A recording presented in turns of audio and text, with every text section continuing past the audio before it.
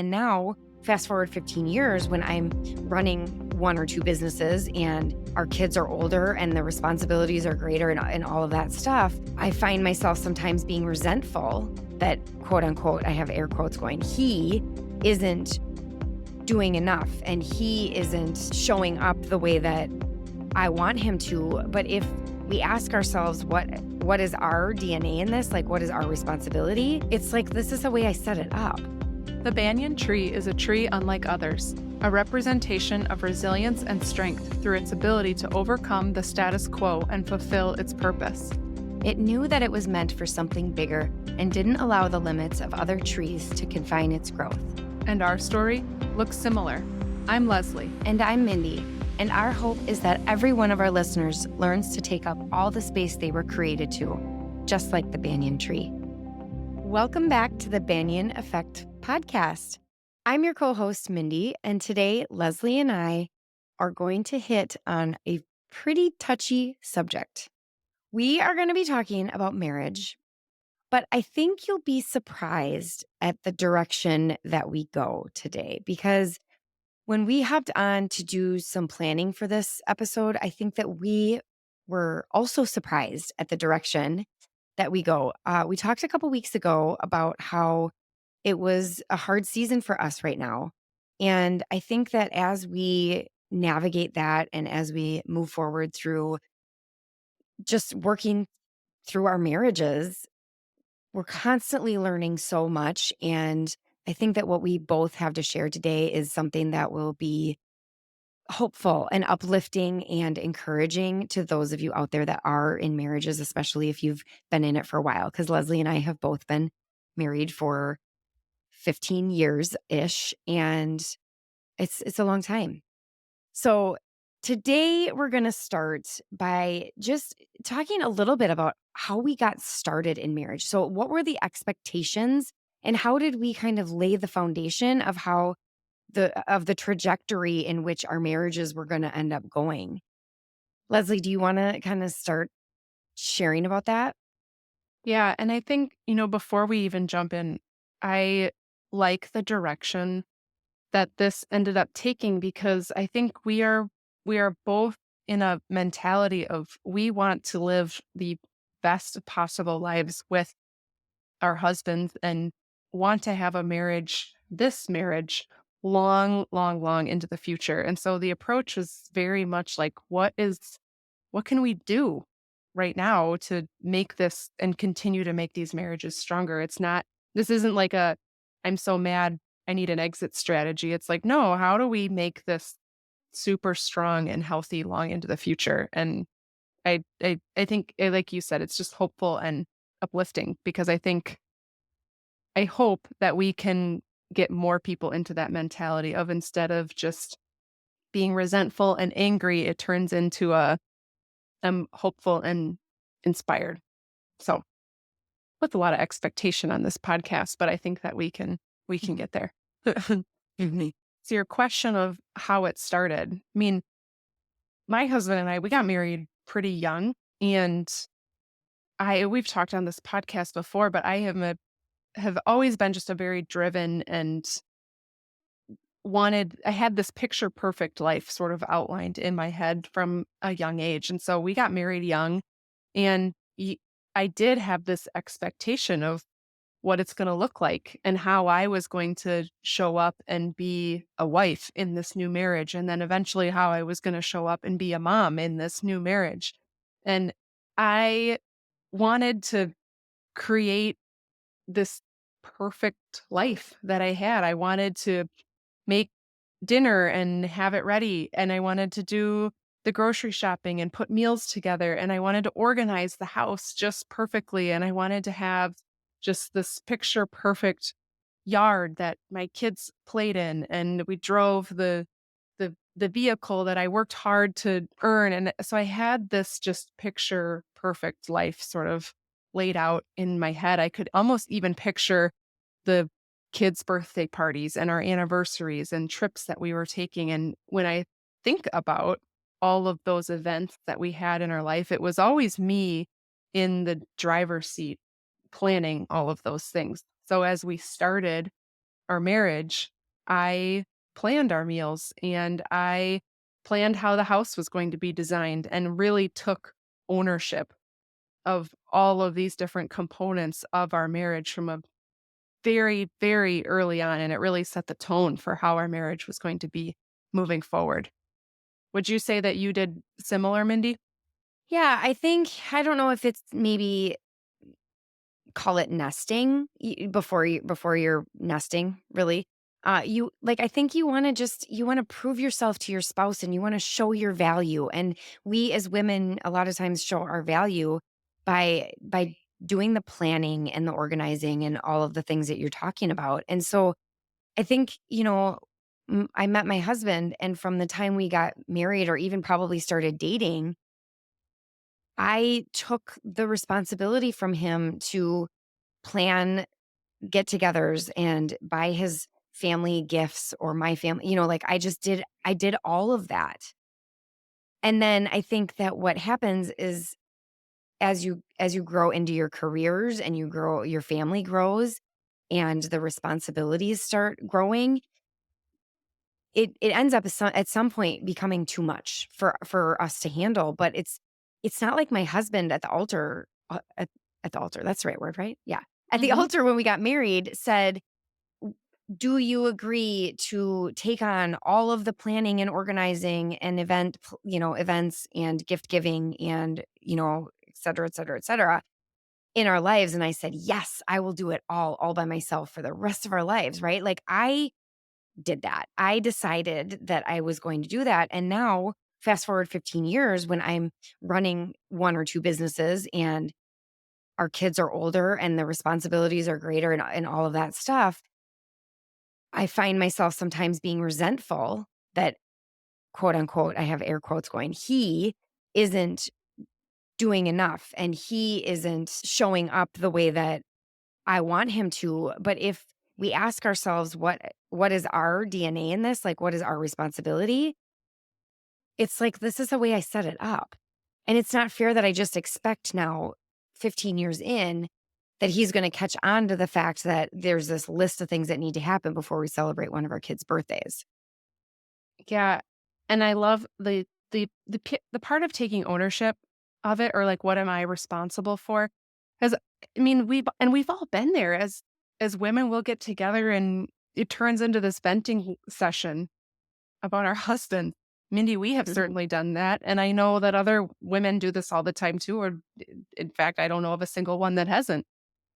But yeah, I think about the expectation or the environment that we can create as women. We do want to control certain things about the house and our kids. And I think, I don't even know if it's intentional control either. I think us as women are just like that. We, you know, I think about when we started having kids and, you have these little cute little babies and you want them in these little adorable outfits.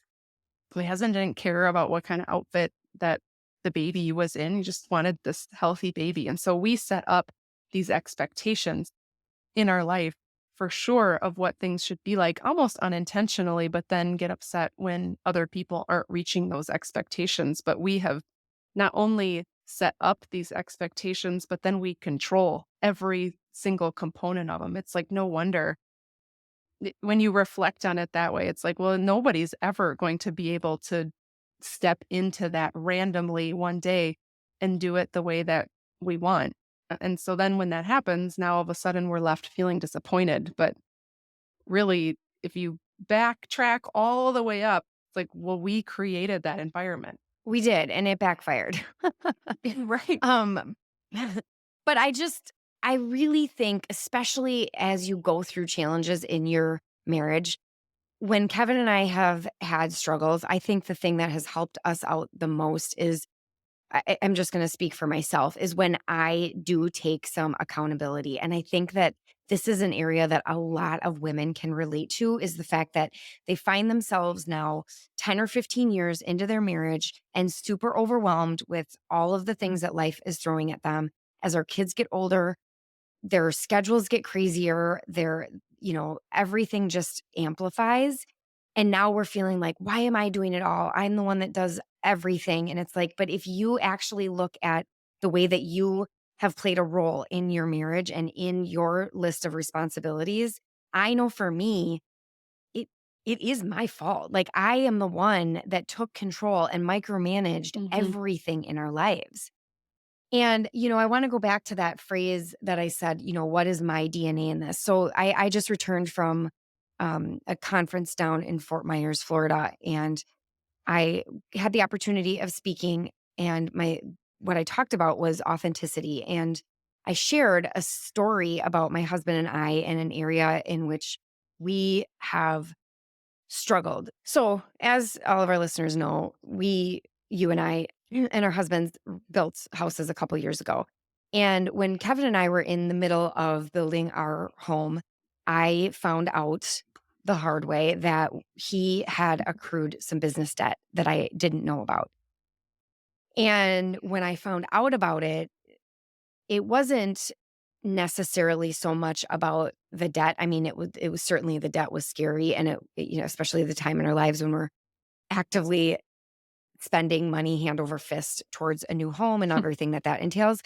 But the bigger thing was there was some deep betrayal that I felt. I knew at that time that he was kind of going through some stuff, but I just thought, like, he and I were both really stressed. It was building a house is stressful. We sold our home, which happened to be his childhood home that we had remodeled over the years. So Mhm. I just thought, he's going through a lot. I'm going through a lot. We're both stressed. That's he's going through stuff. And then I found out that no, the reason he was so removed from kind of our marriage at that time was because he had this big secret. And so not only did we need to deal with the financial setback that I didn't know about, that I learned of, but we also had to deal with this betrayal. There was a lot of secrecy, obviously, and I was really hurt that he would keep this from me and that he would ultimately put our family in this financial situation. But after I told this story at the convention I was at, a friend of mine that was there, she said her and her husband had gone through something similar in back in 2015. And she asked me, she said, "I'm going to ask you a really personal question, and I don't want you to take it the wrong way, but I want you to think about what your DNA in that was." And when she asked me that question, I mean, it kind of takes a lot for me to be speechless, because I usually have something to say about everything. But I didn't want to just spit out an answer to her. I wanted to, like, really think about that. And so I thought about that, and I realized, I mean, there's lots of ways that my DNA showed up in him being secretive and not wanting to show up and tell me. But it also just made me think about it from a big picture, like our marriage and every challenge that we go through, every struggle we have as a married couple. What is my DNA? Because I do think that, like, the perfect example is I came home from this conference, and our son's birthday was literally his birthday celebration, and everything was 2 days later.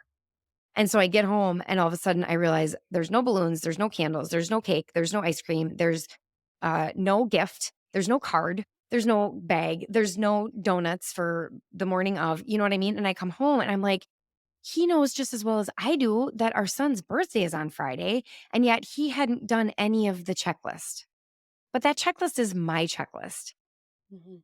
And so I think that any other time that I would have returned from this trip, I would have come home and I would have been resentful and I would have been mad and I would have been super irritated that I do everything and I'm the only one that ever thinks about stuff and plans all this stuff. But because my friend had asked me that question and given me this new lens to look at my marriage through, I was like, well, of course. Like, I didn't share with him that there's this list of things that, quote unquote, we do for our kids for every birthday. Like, our daughter's birthday was in March, and you got to make it fair, right? And so I tried to do all the same things that we did for her birthday. I tried to duplicate all of those things for my son's birthday. And so I had this mental checklist of things that needed to get done. Mhm. But again, it was my checklist. I didn't call Kevin while I was out of town and say, "Hey, Cole's birthday's on Friday. We got to make sure that we have all of this stuff, right? I kept it all to myself. And then I was going to show up and be mad at him for not doing my private mental checklist. And that private mental checklist that I started building didn't start for his 14th birthday. It started for his first birthday. It just so happens that now, 14 years later, I have a lot more on my plate and it feels overwhelming and it feels like more than I can take on. And now I'm wanting a partner and I'm wanting him to share responsibilities for me that I never asked for and I never set up and I always just took on as my own until I didn't want them anymore. But that's not fair. So I came home and I graciously took the mental checklist and I did it all, except, there were a couple things I'm like, oh my gosh, I forgot about the donuts. Can you please run and get the, and he's like, absolutely. Like, he's like, yes, give me Mhm. any task and I will gladly do it.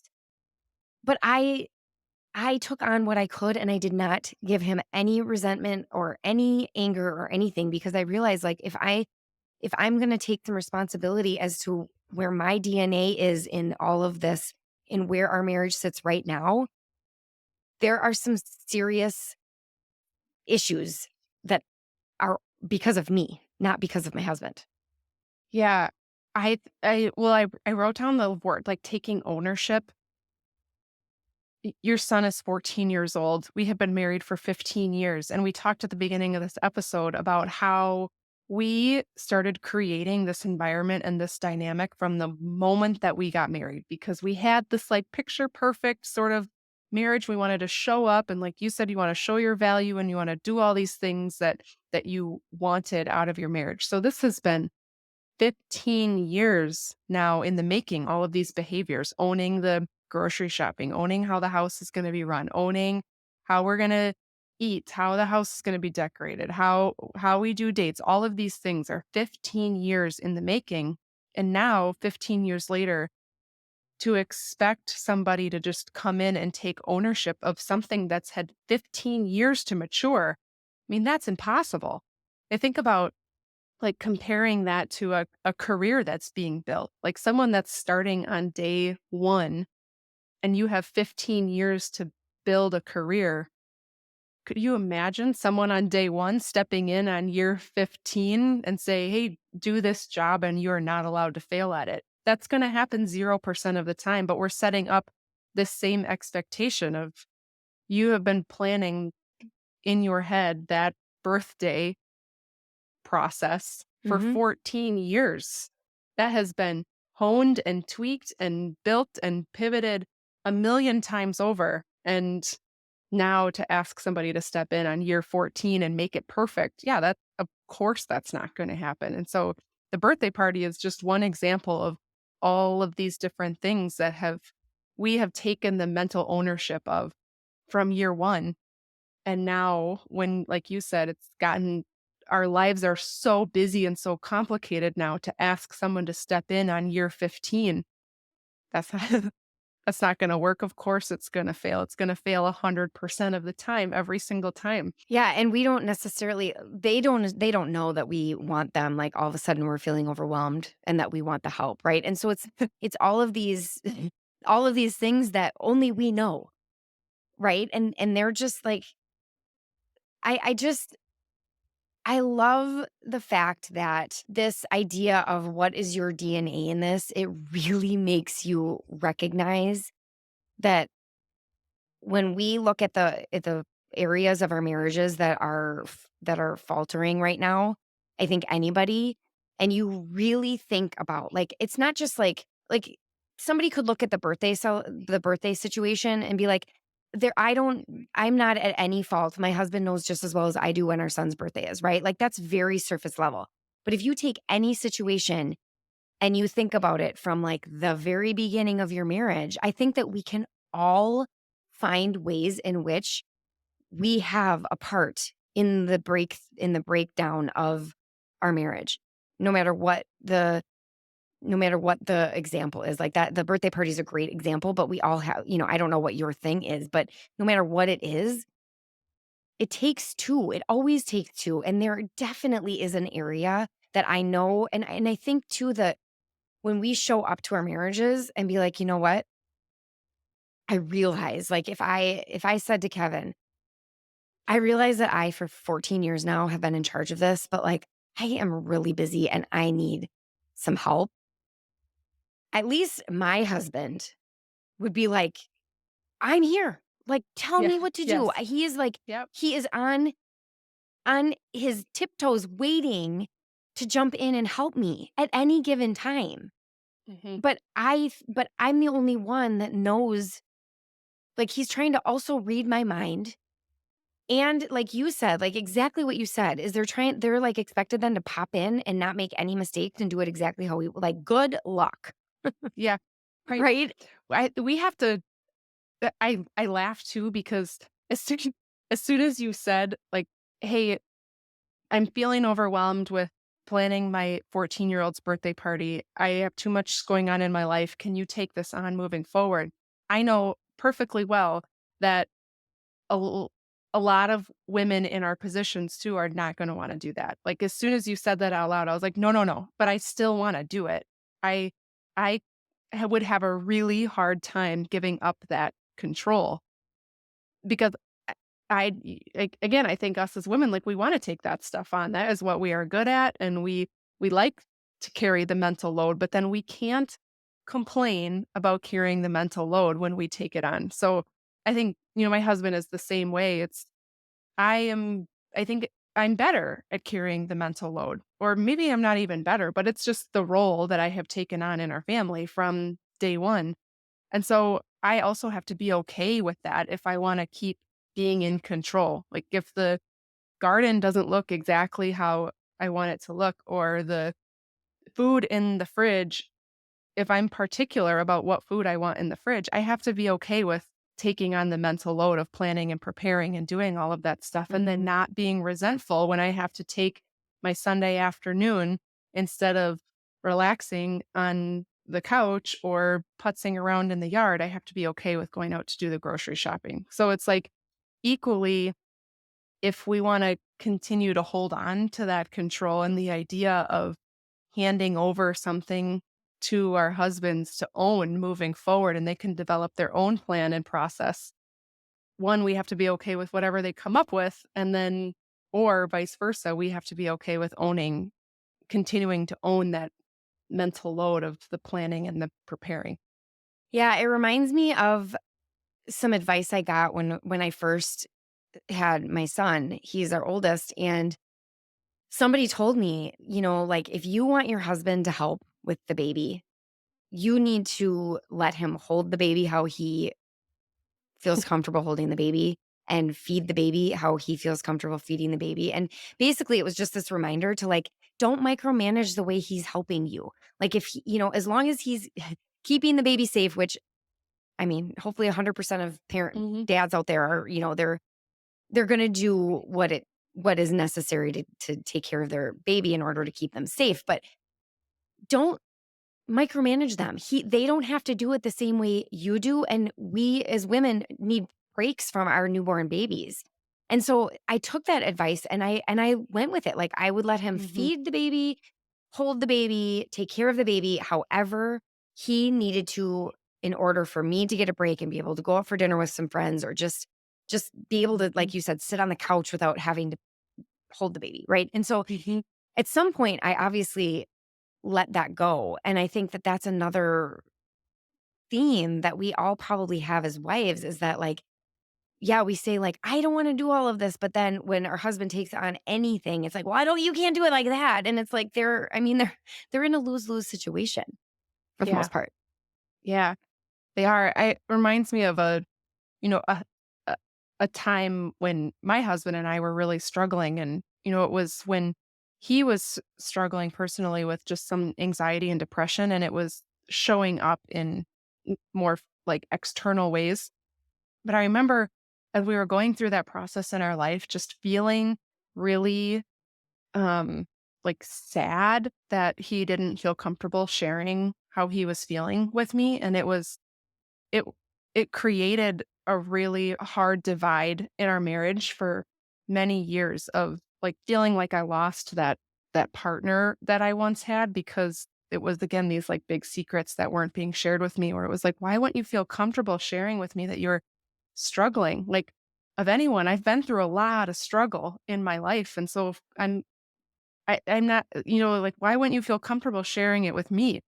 And it was again, it's just a significant challenge that we had to try to figure out in our marriage for many, many years. And looking back on those experiences, and again, thinking about that question of like, what's my role in this?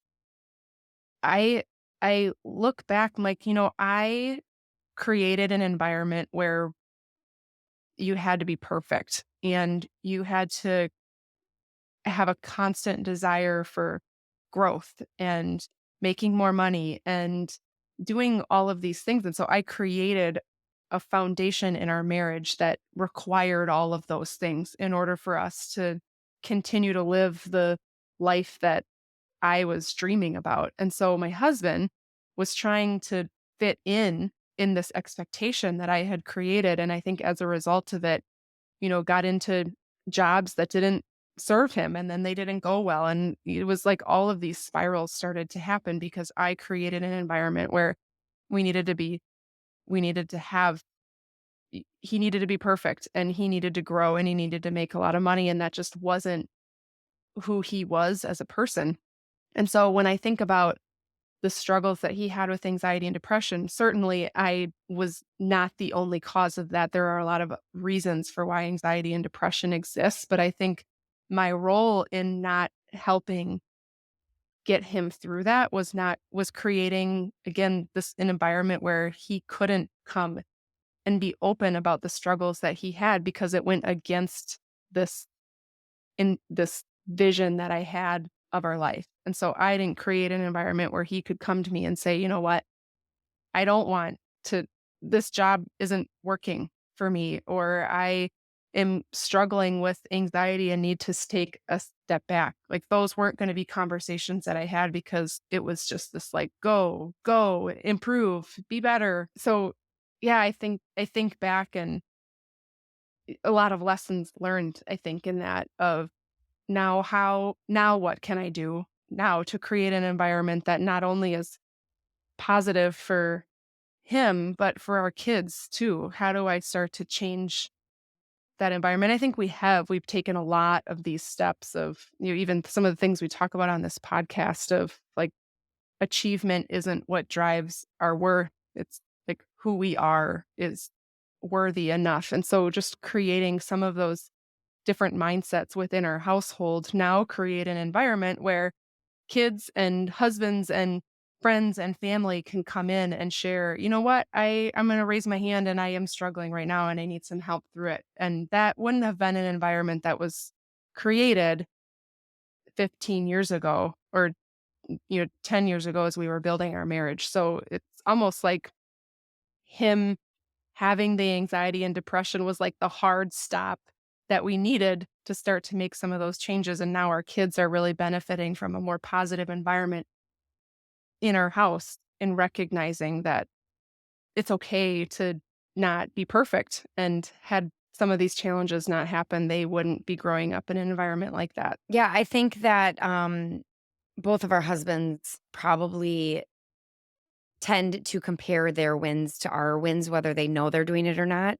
And it can feel very much like not because our wins are better or more important, but you and I are very similar in that we are both achievers. And so we achieve to a fault Hmm. and we go after life and accolades and all of this stuff to probably a very unhealthy degree. And then we have spouses that then want to compare their wins to our wins. And it's just not fair because we're over here unhealthy in a totally different way Hmm.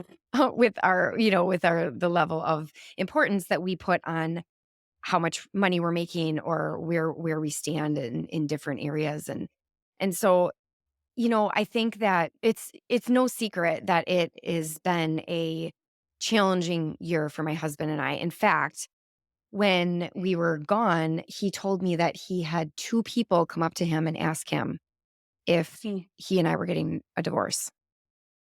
So clearly, part of that, I don't know if it's from the podcast or just that I'm very open about the struggles that we've had, and I'm open in hopes that I can help other people. For Mm, people to understand that if your marriage is not perfect and if you have struggles, that's normal and that's okay. mm, And B, I want to give hope because I'm not giving up on my marriage and I know that my husband is not giving up on our marriage. And so I want people to see that like you can have struggles in your marriage and still and work through them and still end up like a really amazing couple because that's our goal. But what one of the things that I'm super excited about and I feel like we are finally getting on the right path for is that I think that he and I are going to finally become a true team again. And that I think is what I have always wanted, and I think that this whole idea of constantly asking yourself like, "Well, what is my DNA in this and what is my role in this and where do I need to be accountable in this conversation or this argument or this problem that we're having?" I think if you think about that question in the beginning of every single challenge that you come across with your spouse or really any relationship, the way in which you handle it is going to create this environment where you continue to be on the same page, and ultimately, that is my biggest goal for my husband and I is, in our finances, in our parenting, in our day-to-day, in everything that he and I become, like, truly on, like, this powerhouse team together. mhm, That is my goal for us, and he is in therapy, I am in therapy, and our next step is that we're gonna go into therapy together.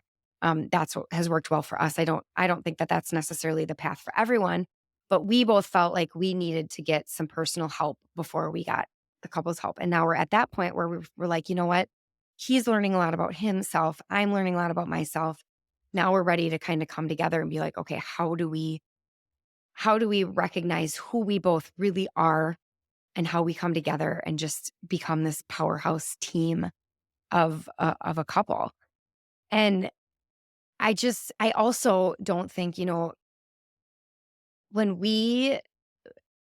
early on, when I found out about this secret that Kevin had and this kind of betrayal and this debt that he had accrued, I knew in my heart, like God told me, and I told him this in the beginning, and don't it was not a straight line up. Don't get me wrong, like it is. We've definitely had our ups and downs since then, but I knew that if we used this struggle, that it would become a testimony for others because I knew mhm, that it was that everything that we were going through, all the ways that we were going to break down, were ultimately going to be the things that brought us into a much more beautiful marriage.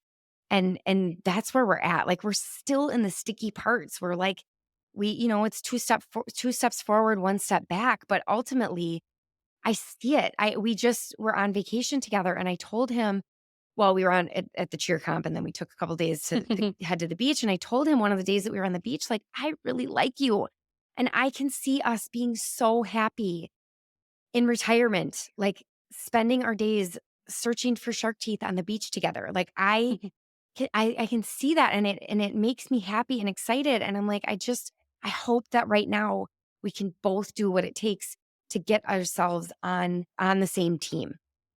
Because right up until now, it's felt very much that, like, a little bit of, like, him against me. Like, I did all of this, and I'm always doing mhm, everything, and I know that I've gotten in many conversations with friends about, mhm, like, all the things that I do, and my husband doesn't do anything and whatever, and that is going to break down your marriage.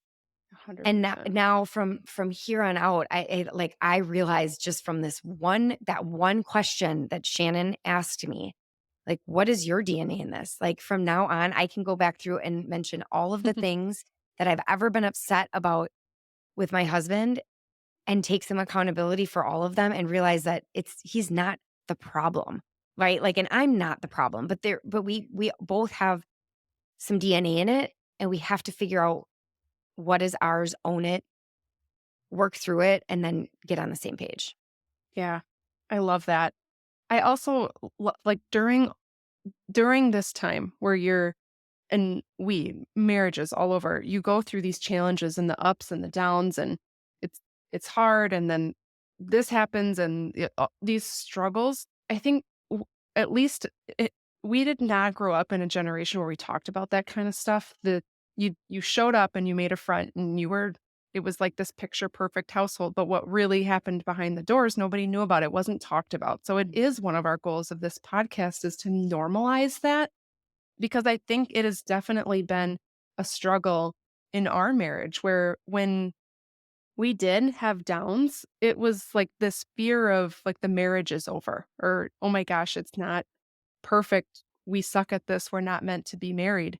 And I have had to remind Carl when we've been in these seasons of challenge that this does not mean that we don't love each other. This does not mean that our marriage is not meant to be. This does not mean that our marriage isn't going to exist 30 years from now. This is very, very, very normal to have these seasons of ups and downs. And when we are in a season of just not feeling like we're in alignment, or we're not partners, or one of us is angry with one another, or whatever it is, it does not mean that something is wrong with our marriage. That the marriage is the marriage. The marriage is going to exist, but as long as we just both keep fighting for it, we don't need to be ashamed. Not all of this is normal, and we have to remember that as we're going through that. We can't have it in the back of our mind, because I know that was a challenge in our marriage for a long time of like, oh my gosh, it's not at 100% right now. It's doomed. Our marriage is over. And no, the marriage is never going to be good the entirety of our lives. That's impossible. And so I think it's the marriages that make it 30, 40, 50, 60 plus years. We're not good the whole time, but the marriage was strong. A marriage can be strong even with challenge in it. In fact, that's good to have challenge in it, because you do come out being better partners on the other side of it. But again, there's this like when you're in it, the marriage is still existent and you still love each other, and it's completely normal to have to power through these seasons of challenge. Yeah, and I would actually argue if you think that if somebody tells you that their marriage has really been great and blissful the whole time, I would argue that your marriage has been very superficial. And I think that Mhm, that would even be true for Kevin and I for a period of time where we never fought. We didn't ever fight or whatever, but now it's like now that our marriage exploded with this really big thing, it's like I think our marriage was fairly surface level for a period of time. And that's not what I want. And I'm very open with my husband about that. Like, I want it to be you, but I won't settle for somebody who isn't going to go deep with me. Like, I mhm, am always going to be chasing after personal growth and development and change and pushing myself. And you don't need, I think sometimes he's felt like he can't be me, which is totally fine. You don't mhm. have to ever try to grow at the pace that I am trying to grow, but you have to make an effort every day to be a better you, to continue to be curious about yourself and push yourself to do things that make you uncomfortable. Even if it's just a 10-minute or 30-minute podcast a day that's going to help you be curious about yourself and learn and push yourself. And so I think that if we always say this, don't waste the struggle. And that applies to marriage so well. Like the struggles in your marriage can end up becoming the ways in which you help other people. And those other people could be your kids. We have not hid any of our struggles. Oh Mhm. my gosh, I hope you can't hear my dog snoring in the background. Nope. We have not we have not hid any of these struggles. There are certain details that we have not gone into depth with our kids with because we just feel like they're adult issues that they Mhm, don't need to know about. But they know about the financial stresses and hardships that we've had. They know about our fights, and they also know about the way in which we are growing as a couple. They know about us going to therapy. They know it all because I want them to learn, also have the opportunity to learn from me and Kevin's mistakes and our ups and downs and our fights and our wins so that they don't make the same mistakes in their marriages someday. And so whether it's your kids or it's your family members or it's your friends, like, don't feel like you have to suffer in silence. Like, you can share your struggles with. That's one of the things that you and I bonded over was our Mhm. breakdowns in our marriage and a bucket of cheese and a Mhm. bottle of wine over a couple of nights in a cottage up north where we just laid it all out, and we have both been fighting for our marriages alongside our Mhm. husbands ever since. And I know that someday we, the 4 of us, are going to all celebrate the incredible marriages that we earned by doing all of the deep digging and, like, the hard, Yes. hard, hard stuff. Yes, and I would argue, I mean, a marriage without struggle is not a healthy marriage. So you need the struggle to keep getting Yeah. stronger. And so I think in these seasons of struggle too, it's life your marriage could still be good through these struggles. It's not like, okay, life is on pause until we fix this and then we can live again. Like this is all a part of life. So in the season of struggle, we can still have a happy marriage and we can still love each other and we can still look back on this time and be grateful for it. I think sometimes when we're in these seasons of struggle, it's like, okay, I'm just going to fix this so I can get back to life again. No, this is life. And if your marriage doesn't have struggle, I agree you're living this surface level marriage. You're not real partners. If you're getting into like the deep work and the good conversations and really starting to understand life comes with these challenges all the time. If you're not talking about them and you feel like your marriage is good and you're not dealing with seasons of struggle, it means you're not addressing these challenges and you're just pushing them down and pushing them down. I feel like it's only a matter of time before it explodes. So I think that having these seasons of challenge and embracing these struggles is like the good part of life. It's what keeps helping us grow and get better. So I don't wanna look back at a season and be like, "Oh, that was a really hard season, the next year was better." Like, no, this year is good too. We're learning a lot Mhm. right now, and marriage is still good, and we still love life right now, even while dealing with struggle. It's just a part of it. I think we could probably take this conversation a lot longer and a lot deeper, and I'm sure that this will not be our last marriage episode. But hopefully today you just got some encouragement and hope. I know I did, just honestly, from my friend asking me that one question of what is your DNA? It feels really good to take them accountability and realize that if I'm part of the problem, that means I get to be part of the solution. So I hope that you found some of that. We're going to end today's episode with one of our favorite segments where we just share very briefly one thing that we are struggling with and one thing that is going really well for us. So, Leslie, you want to start? Yes. One thing that's going well for me, and Mindy, you don't even know this yet because you've been Ooh. gone from my life for 4 days and it's been an eternity.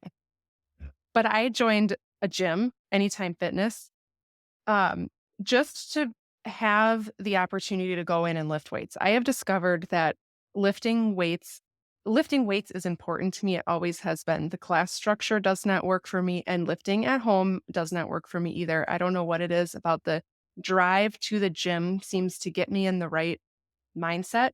Mhm. So I joined Anytime Fitness and have gone every single day since I've joined at random times throughout the day. And I'm very proud of myself that I am not trying to force the morning workout saying, I just look at my calendar the day before and say, all right, 2 o'clock works tomorrow. And so I'm not only the joining of the gym was a positive, but the more so the fitting it into a lifestyle that works for me. Major win. Awesome. And then what's not going well? Time. There is not enough time in the day. I am like looking out my window right now and I want to get a vegetable garden planted and I want to get a chicken coop built, and we've got to finish this fence because if you listen to our podcast, our last podcast, I have a dog that will run. So we have to finish a fence so he doesn't run away. And I cannot figure out the time to do it. Frustrating. Yeah, I feel you there. I would say what's going well for me is I think that, this conference that I was at just really kind of reset my mindset. And, my marriage has been heavy on my heart for, a while now. And I feel just this renewed sense of hope from what we've worked on. Conversations I've had with my husband they've just been really, really life giving. And I'm very hopeful and happy that I think that we are making some real progress. So I would say that is what is going really, really well. I would say the thing that I'm struggling with is something very similar. And I think that I have a lot of panic around knowing that I have exactly 1 month before the kids are out of school. And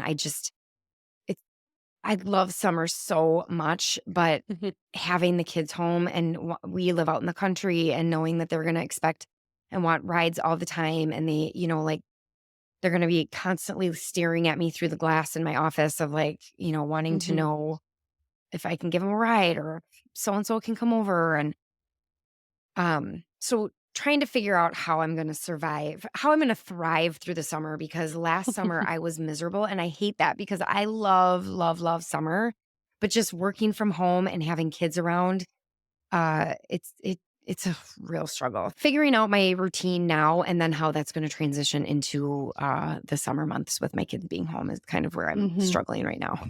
Yeah. So Well, I think that's a struggle that probably a lot of people can relate to right now. yeah, maybe Mhm. we'll have an episode on how we're thriving through summer. Yeah. Yeah.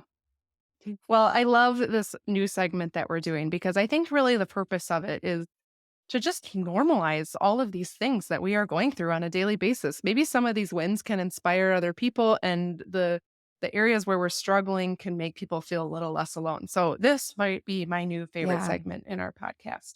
And with that, we're going to wrap up this episode. We hope that you enjoyed this conversation on marriage. Any of you that are in a marriage or thinking about marriage or know anybody in a marriage can benefit from this podcast. So if it resonated with you or you think it'll resonate with anyone else, please share it. And like Mindy said, this is the first episode that we have done on marriage, but certainly not our last, as we know that it is a big and important topic and one that keeps us either surviving or thriving. So we are definitely going to keep touching on marriage and how we can make sure we are using it as a way to thrive in our lives. Thanks for joining us, and we will see you here next week.